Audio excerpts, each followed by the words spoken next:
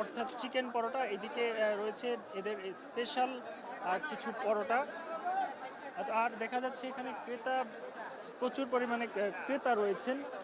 Almost ইফতারির 1 ঘন্টা আগেই কিন্তু এই খাবারগুলো এখানে শেষ হতে দেখা যাচ্ছে। এখনও প্রচুর ক্রেতা এখানে রয়েছেন, যে পরিবার পরিজনের সাথে তারা আসলে এই রমজানের যে প্রথম দিন, সেই প্রথম দিনে পরিবার পরিজনের সাথে তারা একটু আলাদাভাবে স্পেশাল করে তারা এই ইফতারি আসলে তারা করতে চান।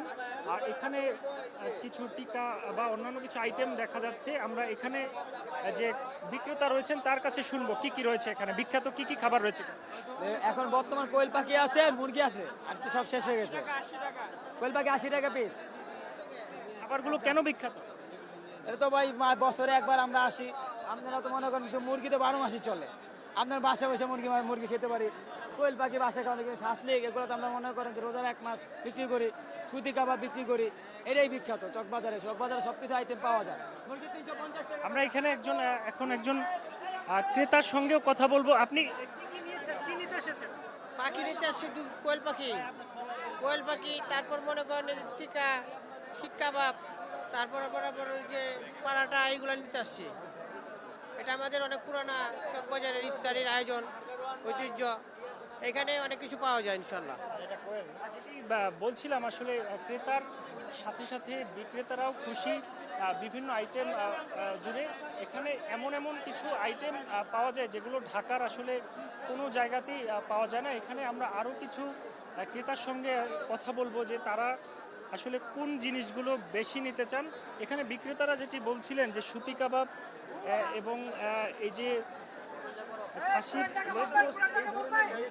এখানে কিছু শরবতের আইটেম রয়েছে। আমরা এখন জানবো যে কি কি শরবতের আইটেম অ্যাকচুয়ালি এখানে রয়েছে। এই জায়গায় ভাইয়া পেস্তা বাদামের শরবত রয়েছে, আর দই বড়া আছে, আর ফালুদা আছে। কেন বিখ্যাত? এটা ভাই পুরান ঢাকার ঐতিহ্য, যা 400 বছরেরও মতন ঐতিহ্য। আমি বিগত 30-35 বছর ধরে করতে আসছি। ঢাকা সিটি থেকে, সারা বাংলাদেশের থেকে এই জায়গায় ইফতারি নেওয়ার জন্য সকল মানুষই আসে। আসলে একজন ক্রেতার সঙ্গে কথা বলেছিলাম, এখানে একজন বিক্রেতার সঙ্গে কথা বলছিলাম, এখন একজন ক্রেতার সঙ্গে কথা বল। কি কি নিয়েছেন? পুরো 300। ভাই আপনি কি কি নিয়েছেন? ভাইয়া এখন সময় নাই।